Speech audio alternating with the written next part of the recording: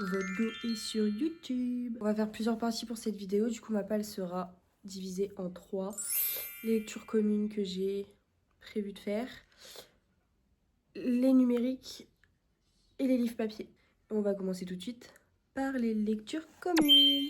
Et nous allons du coup terminer le mois parce qu'elle débute le 20 avril, je crois. J'allais dire 20 mars, mais pas du tout en fait, ma belle. Par Les Ombres d'Ambreville de Lady Raven, paru chez Château d'Âme, dont je suis partenaire cette année. Je suis trop contente. On part sur un retelling de La Belle et la Bête. J'en lis beaucoup en ce moment des retellings de La Belle et la Bête. Je sais pas ce que vous avez tous là avec La Belle et la Bête, mais il va falloir lâcher le morceau. Hein. Mais, pardon, mais la cover était incroyable et ils nous ont fait une genre d'enquête avec les partenaires où on devait découvrir de quoi parlait le livre. Donc on avait eu des citations du livre, une photo et à la fin, donc quand le reveal était fait, on avait le droit au marque-page et ensuite on a reçu le livre. C'était trop bien. D'ailleurs, Château d'Âme, s'il vous plaît, faites-le plus souvent. Dans les années 1920 et 2021. En vrai, je vous mens pas, je vais pas vous lire le résumé parce qu'il fait tout ça. J'essaierai de vous mettre les tropes quête par ici, en même temps que je vous montre le livre. Et comme ça, vous verrez si ça vous tente ou pas. Mais sachez que vous pouvez nous rejoindre. Si pas, vous me dites en commentaire ou vous m'envoyez un petit MP sur Instagram et je vous ajoute au groupe. Pour la deuxième lecture commune du mois de avril, j'ai décidé de me mettre avec les partenaires Hachette Rose. Et potentiellement, on aura le droit de vous faire aussi venir dans la lecture commune, mais ça reste à voir. J'ai pas encore toutes les infos, donc je peux pas vous les donner. Ça sera, je vais vous mettre une photo ici, ça sera Le Serment maudit de Julie Dao. La cover est trop belle, je suis trop fan de la cover, les couleurs et tout, pépite. Je l'ai pas en physique là pour l'instant parce que je l'ai pas encore reçu. Celui-là, je vais vous lire le résumé parce qu'il est très court. Méfiez-vous du pouvoir destructeur des promesses brisées. Elva cache un lourd secret. Depuis sa plus tendre enfance, elle est hantée par des prémonitions. Un don qu'elle dissimule, consciente du sort réservé aux sorcières dans son petit village. Mais lorsqu'une vision dévastatrice condamne sa famille, la jeune femme n'a d'autre choix que d'accepter ses pouvoirs et de partir à la recherche de la sorcière des bois du Nord, celle que tous haïssent et redoutent. Ensemble, elles pourraient bien changer le cours de l'histoire et défier le temps. Alors que les aptitudes d'Elva grandissent et que les frontières entre le bien et le mal s'estompent, la jeune femme devra tenter de réparer les erreurs du passé avant que la magie ne détruise son monde. Voilà, j'étais trop hypée. Donc à voir ce que ça donne. Franchement, je pense que ce mois va être couronné de bonnes lectures encore. On verra. On part sur la deuxième partie avec les livres papier. Dans les livres papier, on va retrouver une parution de chez Ito, parce que je suis aussi partenaire chez Ito, mais en ponctuel cette fois-ci. Il est sorti le 4 mars et c'est The Debt de Mathilde Lambin. Il est trop beau, j'aime trop les poches chez Ito. Ils sont tout mignons. Et il y a du fake dating. Moi, c'est ma trope préférée, donc je me suis dit pourquoi pas. Pour le deuxième livre papier, on part sur Le Chant du Loup de TJ Klune. Cette édition limitée est incroyable. Et c'est du Bookmark. Bookmark qui est l'une de mes maisons d'édition préférées. Donc je suis ravie. Il est trop beau, il est magnifique. Pardon, mais cette édition est magnifique. Je suis subjuguée par la beauté. Je vais essayer de vous montrer. Incroyable. Incroyable. Et c'est la même de l'autre côté par contre. Il est magnifique. Et là, sans la jaquette, il est comme ça. J'adore. Franchement, je suis fan. Je suis super fan. Il est trop beau. Je l'ai vu passer partout et il y avait une promo chez Bookmark. Si t'achetais pour 50 €, t'avais le droit à 2 brochets et un marque-page. Du coup, j'ai sauté dessus. Et j'avais pris du coup 2 livres reliés chez Bookmark. Et moi je m'attendais à avoir 2 brochets. Et en fait ils m'ont pas envoyé 2 brochets. Ils m'ont envoyé 2 éditions spéciales du coup du Chant du Loup, mais le tome 1 et le tome 3. Du Du coup, il me manque le tome 2 et le tome 4. Je crois qu'il y a un tome 4.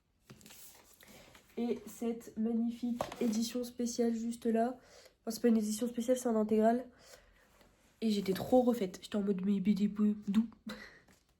Je vous jure, j'ai bugué devant le colis. C'était incroyable. Génial. Mais j'étais trop contente. Ensuite, en troisième livre papier, on a Cruel Castaway de LG Chen chez EH. Comment vous expliquer? Je l'avais vu passer sur Bookstore.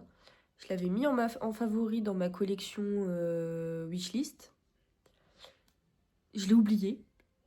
Et je l'ai revu sur Vinted, les 2 tomes. Pour 30 € les 2 tomes. J'étais en mode, je prends. Du coup, j'ai pris. Et il est trop beau. Puis en ce moment, je sais pas ce que j'ai avec le rose. J'aime trop le rose. Je suis vibe girly à mort en ce moment. Du coup, ça prêtait bien. Avril, c'est le printemps. C'est le beau temps normalement.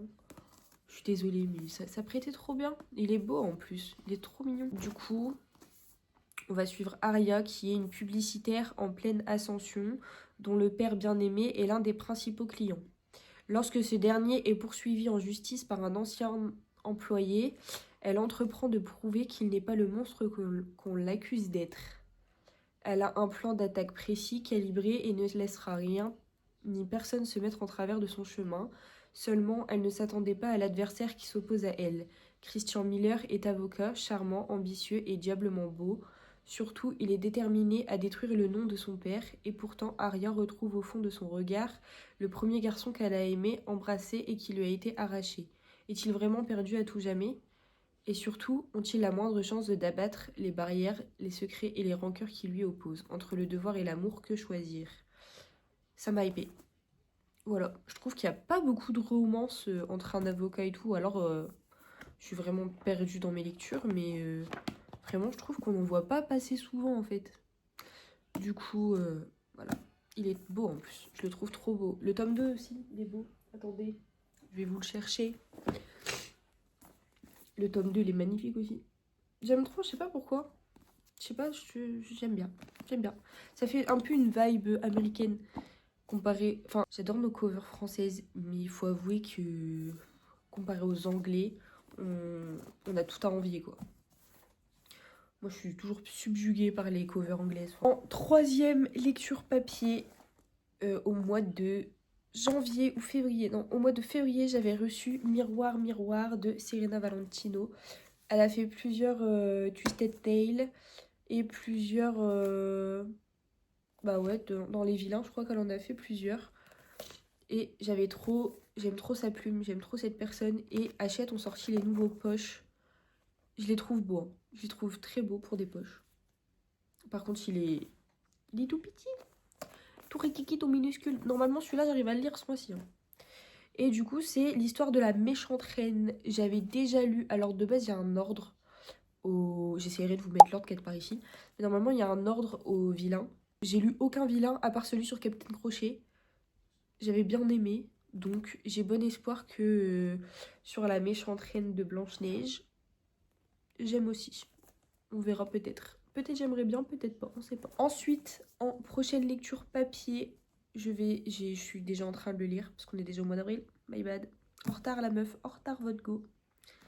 Mais je suis en train de lire Anatomy of an Obsession de Orlan Grey. Orlan Grey, I love you. Voilà, c'est tout ce que j'ai à dire. J'adore cette meuf. Elle est trop gentille en plus. Et cette beauté, pardon.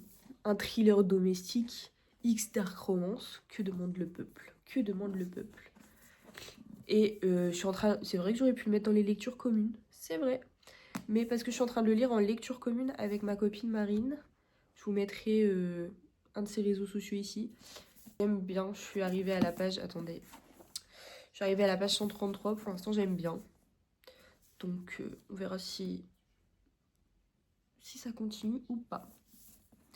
Mais franchement, il est très beau. Trop, trop beau. J'aime trop. Franchement, ils ont fait un taf de ouf, là, sur celui-là. Ensuite, ma dernière lecture papier de ce mois d'avril. Normalement, je dis bien normalement parce que je change mes pales tout le temps. parce que je suis une mood reader, donc forcément mes pales changent. J'essaye de me faire des pales parce que j'ai des SP, donc il me faut une organisation parce que sinon dans ma tête je les oublie tous et je suis après dans le caca profond. Donc déjà là je suis bien profond dans les abysses, donc là on essaye de tenir une pale. Mais du coup pour ce dernier livre papier, je vais lire Accomplice to the Villain de Anna Nicole Mehrer. Vraiment les noms des auteurs, je suis désolée, je vous aime, mais j'ai trop du mal avec vos noms. J'ai trop peur de les écorcher à chaque fois. Et du coup, on va enchaîner avec le tome 3. J'ai déjà le tome 1 qui doit être là quelque part. Et j'ai le tome 2 aussi que j'ai déjà lu. J'avais hyper hâte de lire le tome 3 et de retrouver ma chère petite grenouille Kingsley, le vilain. Et je sais plus comment elle s'appelle. Comment elle s'appelle? Et Evie, voilà. Je crie sur tous les toits que c'est ma saga préférée. Et j'ai oublié le nom de la protagoniste. Mais voilà quoi. Enfin après le Jaspas, il reste le même que le tome 1 et 2. C'est juste les couleurs qui changent. Pareil pour le devant. Enfin il y a... Je pense pas qu'il y ait grande différence entre les livres. Si bah là c'est une licorne, là c'est Kingsley. En vrai j'aime bien. J'aime bien. Mais c'est Calix. Calix c'est dans mon cœur. On va du coup pour cette troisième partie finir sur les livres numériques. Vu qu'on est le 1er avril et que j'ai déjà lu 2 livres en ce mois d'avril. En ce début de mois d'avril, on est le 1er s'il vous plaît, j'ai lu 2. J'ai rien fait de la journée, si vous voulez une excuse, probable. J'ai rien fait de la journée, voilà. Mais du coup, je vais lire j'ai déjà lu Psych Hacker de Laura Dell chez Alter Hill. Et on va suivre une étudiante discrète et passionnée de photographie qui mène une vie tranquille à l'université de Trinity jusqu'à minuit où elle est témoin d'un drame, le viol d'une étudiante. Celle-ci parvient à tuer son violeur et pour la protéger, elle décide de se taire. Des mois plus tard, l'étudiante disparaît dans des circonstances étranges et Andy se retrouve prise dans un tourbillon de mensonges et de secrets. Quand Psyche, un hacker mystérieux lié à l'affaire, se met en contact avec elle pour lui demander de l'aide, Andy comprend trop tard qu'elle ne peut plus reculer. Je lis le résumé parce que je suis hyper nulle en résumé. Je préfère lire les résumés et vous les lire. Au moins, je dis pas n'importe quoi. J'ai bien aimé. Après, est-ce que je lirai les autres tomes? Je suis pas sûre, je vous avoue. Mais j'ai eu trop du mal avec les persos. La tension entre eux et tout, genre je sais pas, j'avais pas cette vibe. Mais faites-vous votre propre avis, peut-être que vous aimerez. Mais moi je sais que je lirai pas les autres tomes en tout cas. Ensuite, j'ai décidé que j'allais lire Picking Daisies on Sunday chez Hachette. Je vais vous lire une partie du résumé aussi parce que, à part que la cover et le Jaspage est très beau, c'est des petites marguerites. C'est trop mignon. Mais je me rappelle pas du résumé. Daniela Daisy voulait connaître l'amour, c'est tout ce qu'elle espérait en regardant des comédies romantiques à n'en plus finir tous les soirs. Ce qu'elle ignorait, c'était qu'elle pourrait le trouver en la personne de son meilleur ami d'enfance. Lévi, jusqu'à ce qu'elle comprenne qu'il ne partage pas ses sentiments. Blessée, Daniela a choisi de ne plus jamais le revoir. 4 ans plus tard, elle tombe par hasard sur lui. Un soir dans un bar bondé, elle le trouve aussi parfait qu'avant, comprend que les sentiments qu'elle a pour lui sont intacts. En gros, c'est une romance entre notre prota et son meilleur ami d'enfance. Moi, il m'en fallait pas plus. J'aime trop, c'est trop mignon. Voilà. Ensuite, chez Alter Hill Éditions, ils sortent le tome 2 de God et Chaos de Sarah Juna. J'ai pas lu le tome 1, mais j'ai eu le tome 2 en SP. Du coup, j'ai décidé qu'en avril, j'allais lire le tome 1. Parce que le tome 2, il sort au mois d'avril. Donc, je me dis, si j'aime bien, je lirai bien le tome 2. En gros, ça parle des dieux de la mythologie grecque. Moi, franchement, honnêtement, dès que ça me parle mythologie grecque, vous m'avez perdu. Mais perdu. Genre, la mythologie grecque. Je suis un peu comme Célia. Genre, la mythologie grecque, c'est trop mon dada, j'aime trop. Et du coup, vu que là, ça parle de mythologie grecque, j'ai fait hop, je prends. Ensuite, je vais lire Fragile Sanctuary de Catherine Cowles. Donc c'est le tome 1 d'une saga Small Town en 6 livres. Donc comment vous dire qu'on a de la marge. Je les ai tous sur ma Kindle parce que j'ai l'abonnement Kindle et qu'ils sont tous dispo dans l'abonnement Kindle mais en anglais.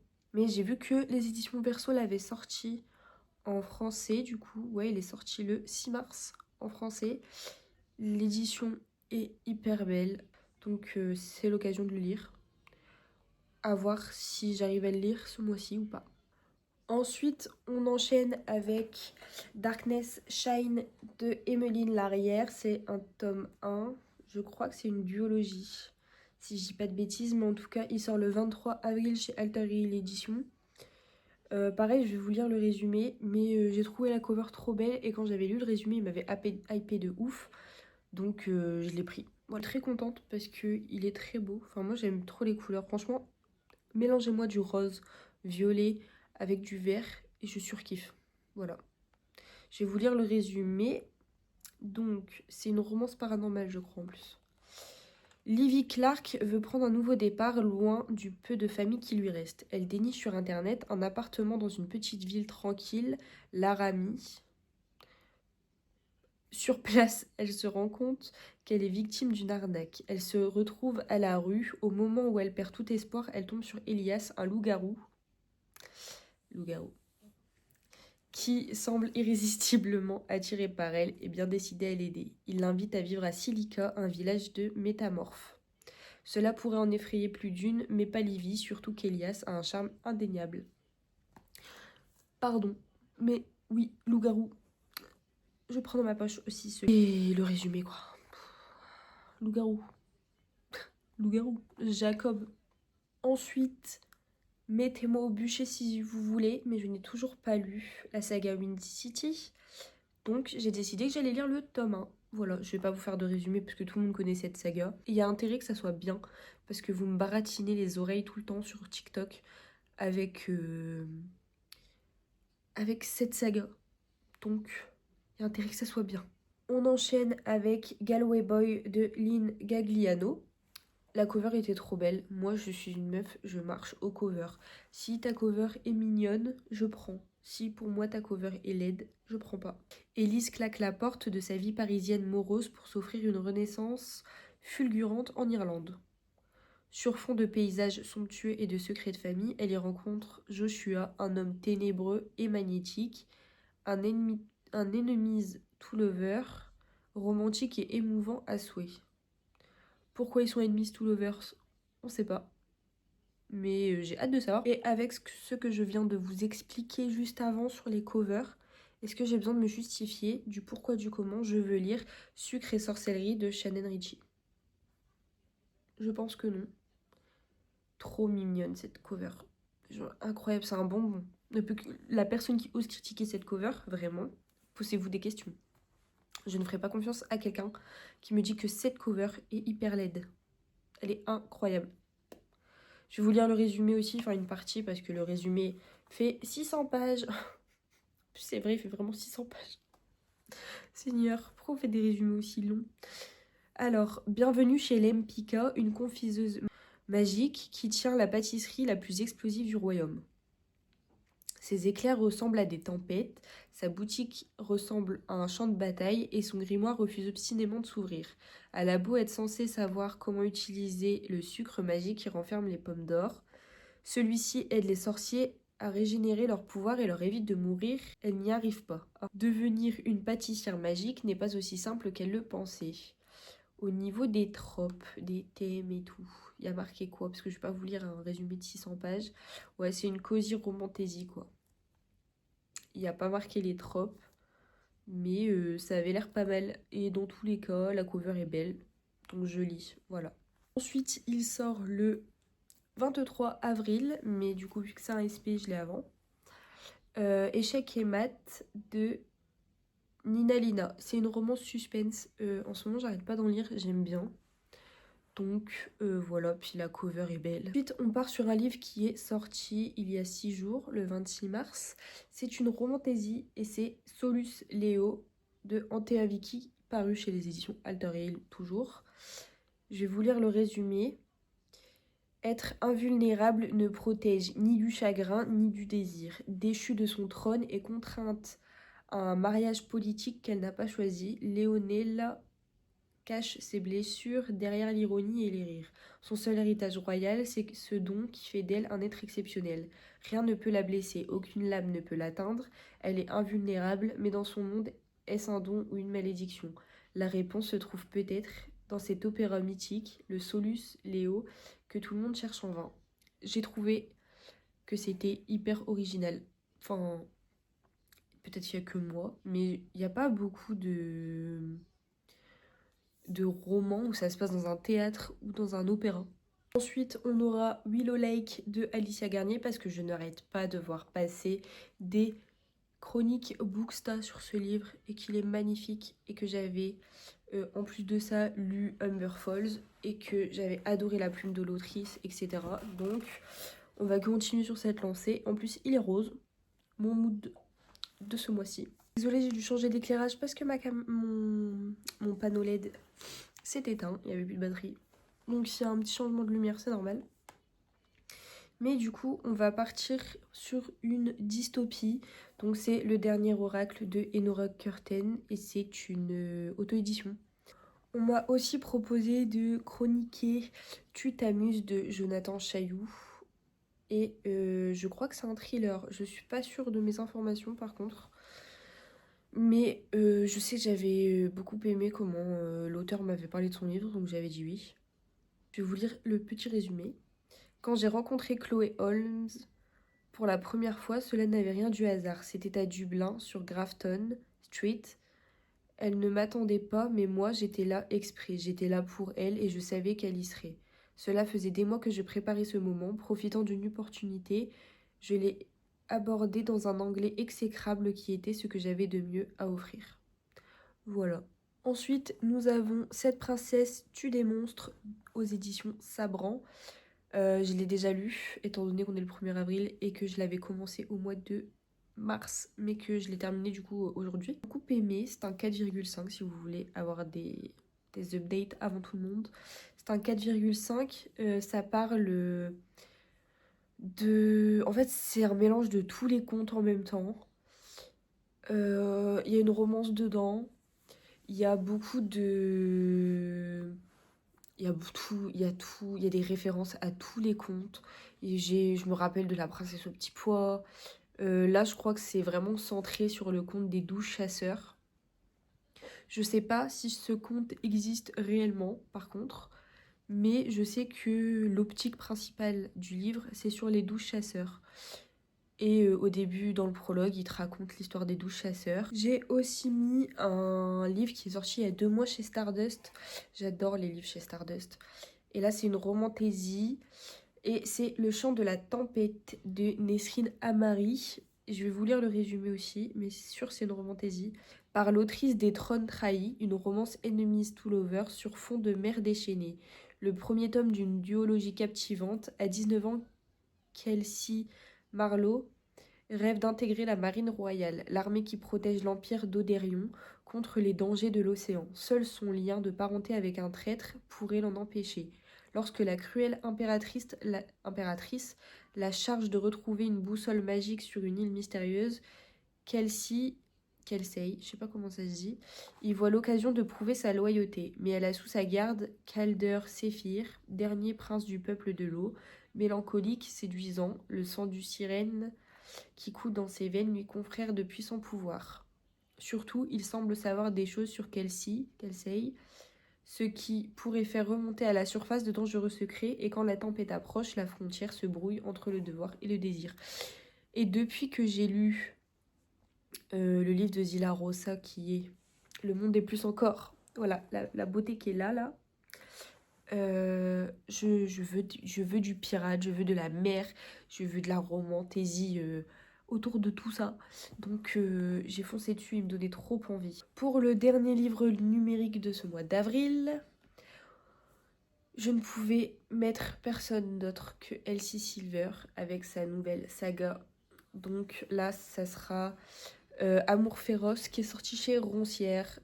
J'ai rien d'autre à dire à part que il est beau et que c'est Elsie Silver. Voilà. Je vais quand même vous faire le petit résumé. Il ne rêve que d'elle depuis toujours. Elle est enfin revenue auprès de lui. Ils se détestent autant qu'ils s'aiment. Élu milliardaire le plus sexy du monde, forte Grant s'installe à Rose Hill, la petite ville de son enfance, pour y fonder sa société de production, loin de la presse et du vacarme citadin. En pleine fuite de Vancouver, Rosie Belmont se retranche dans le ranch de son grand frère, voisin de sa nouvelle propriété de Ford, pour y faire le point sur sa vie. 10 ans auparavant, ils étaient jeunes, insolents et toujours prêts à invectiver l'autre. Aujourd'hui, les tourments perdurent, mais les sentiments du passé s'en mêlent. J'ai quand même l'impression que ça ressemble à... Comment ça s'appelle? Que ça ressemble à... Ouais, là, sur la ligne d'arrivée. Mais je crois, je sais pas si le jaune c'était le tome 1 ou pas. Non, c'est le tome 2 celui-là. Mais sur celui-ci, j'ai l'impression que ça ressemble un peu au tome 1. Je me trompe peut-être. Je me trompe même sûrement, mais il me semble que ça ressemble beaucoup quand même. À voir ce que ça donne, parce que bah... En fait, j'adore les romances avec les ranchs, mais si c'est pour que tu me fasses plusieurs sagas et que toutes les sagas se ressemblent, bah pourquoi faire quoi. On se retrouve bientôt pour une nouvelle vidéo.